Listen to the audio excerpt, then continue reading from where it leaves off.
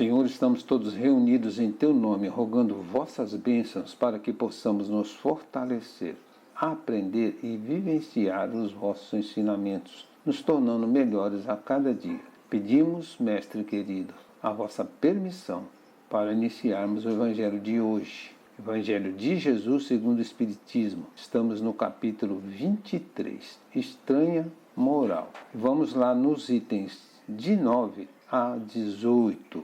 Não vim trazer a paz, mas a divisão. No item 9.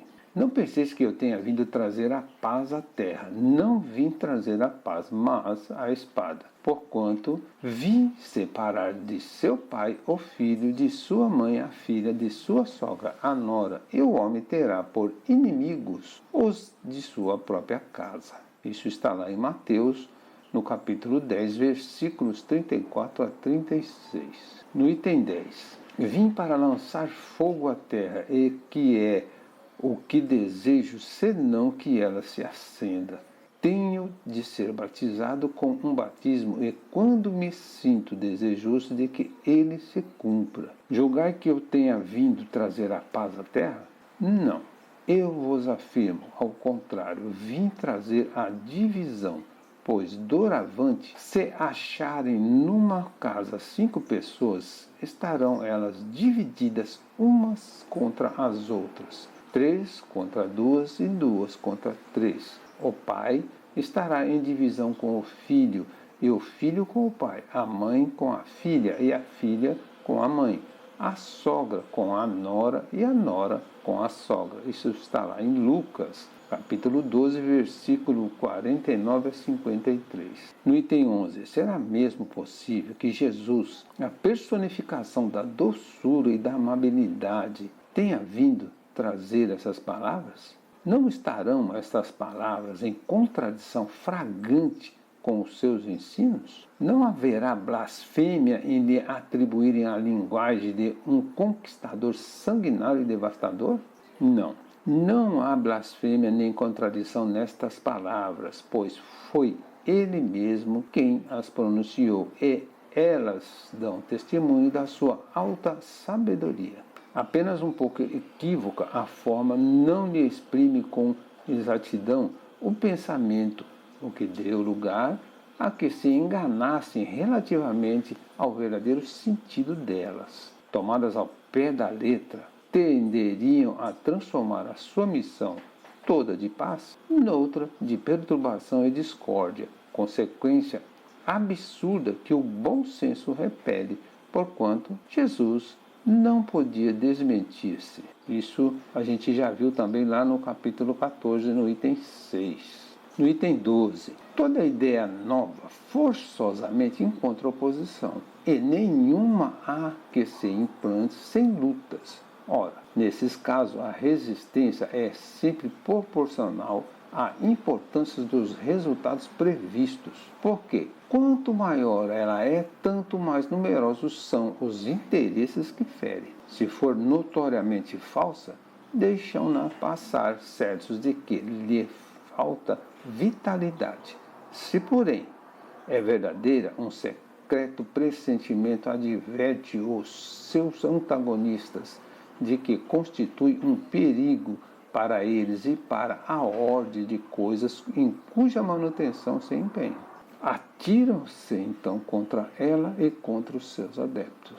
No item 13, Jesus vinha proclamar uma doutrina que solaparia pela base os abusos de que viviam os fariseus, os escribas e os sacerdotes do seu tempo. Imolaram-no, portanto, certos de que, matando o homem, matariam a ideia. Esta, porém, sobreviveu porque era verdadeira.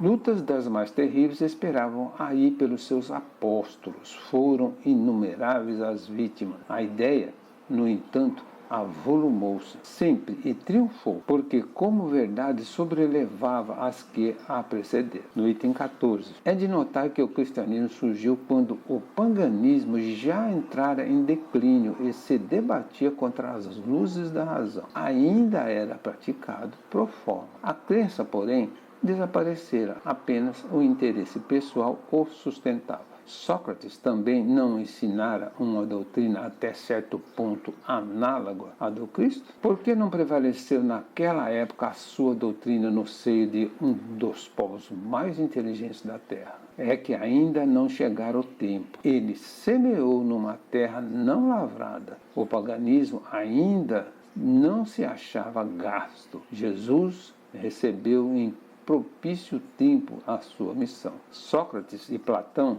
haviam aberto o caminho e predisposto os espíritos. A gente pode ver isso também lá na introdução 4 do livro Evangelho segundo o Espiritismo. No item 15. Infelizmente, os adeptos da nova doutrina não se entenderam quanto à interpretação das palavras do Mestre, veladas as mais das vezes pela alegoria e pelas figuras da linguagem. Daí o nascerem sem demora numerosas seitas pretendendo todas possuir exclusivamente a verdade e não o bastarem mais de 18 séculos para pô-las de acordo. Olvidando o mais importante dos preceitos divinos, o que Jesus colocou por pedra angular do seu edifício e como condição expressa da salvação, a caridade, a fraternidade e o amor ao próximo. Aquelas seitas lançaram anátema umas sobre as outras e uma contra outras. Se atiraram as mais fortes, esmagando as mais fracas, afogando-as em sangue, aniquilando-as nas torturas e nas chamadas fogueiras. Vencedores do paganismo, os cristãos, de perseguidos que eram, fizeram-se perseguidores. A ferro e fogo foi que se puseram a plantar a cruz do Cordeiro sem mácula nos dois mundos. É fato constante que as guerras de religião foram as mais cruéis, mais vítimas causaram do que as guerras políticas. Em nenhumas outras se praticaram tantos atos de atrocidades e de barbárie. Cabe a culpa à doutrina do Cristo? Não. De certo que ela formalmente condena toda a violência. Disse ele alguma vez a seus discípulos: ide, matai, massacrai, queimai os que não creem como vós? Não. O que, ao contrário, lhes disse foi: todos os homens são irmãos e Deus é soberanamente misericordioso. Amai o vosso próximo, amai os vossos inimigos, fazei o bem aos que vos persigam. Disse-lhes outro sim: quem matar com a espada pela espada perecerá. A responsabilidade, portanto, não pertence à doutrina de Jesus, mas aos que a interpretaram falsamente e a transformaram em instrumento próprio a lhes satisfazer as paixões. Pertence aos que desprezam estas palavras: meu reino não é deste mundo. Se o cristianismo fosse mais bem compreendido e mais bem praticado, isso não se daria. No item 16, quando Jesus declara: não creias que eu tenha vindo trazer a paz, mas sim a divisão, seu pensamento era este: não creias que a minha doutrina se estabelecerá pacificamente. Ela trará lutas sangrentas, tendo por pretexto o meu nome, porque os homens não me terão compreendido, ou não me terão querido compreender. Os irmãos, separados pelas suas respectivas crenças, desembainharão a espada um contra o outro, e a divisão reinará no seio de uma mesma família, cujos membros não partirem da mesma crença. Vim lançar o fogo à terra para apagá-la dos erros e preconceitos, do mesmo modo que se põe fogo a um campo para destruir nele as ervas más, e tenho pressa de que o fogo se acenda, para que a depuração seja mais rápida, visto que no conflito sairá triunfante a verdade.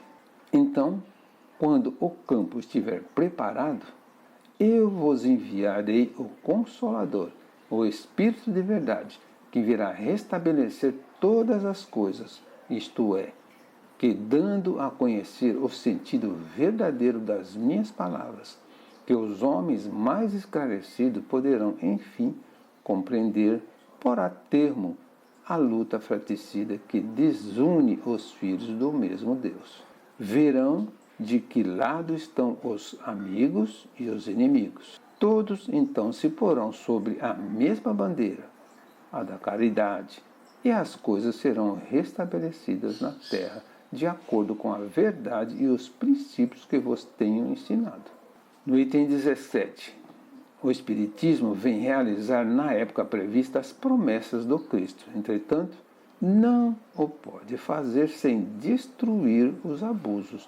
Como Jesus, ele topa com o orgulho, o egoísmo, a ambição, a cupidez, o fanatismo cego, aos quais, levados às suas últimas trincheiras, tentam barrar-lhe o caminho.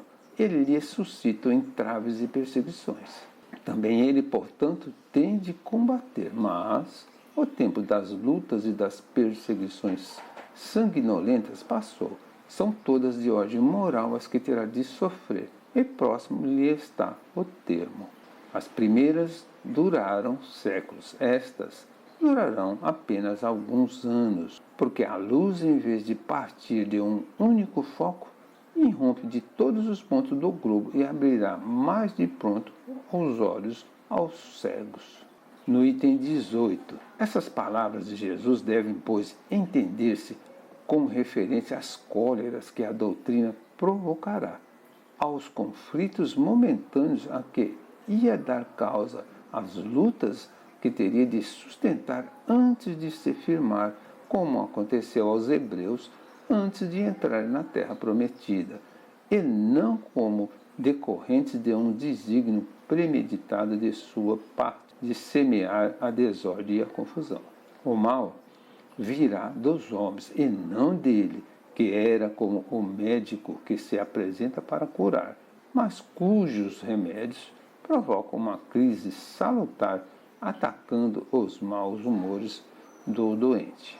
Encerramos aqui o capítulo 23, Estranha Moral. Agradecemos ao Mestre Jesus todo o amparo e proteção. Seja nosso guia, Senhor, hoje e sempre. Auxilie-nos a sermos tão bons como o Evangelho nos ensina, a sermos mais amáveis, pacientes e resignados perante as provações que precisamos viver. Que Jesus nos abençoe sempre.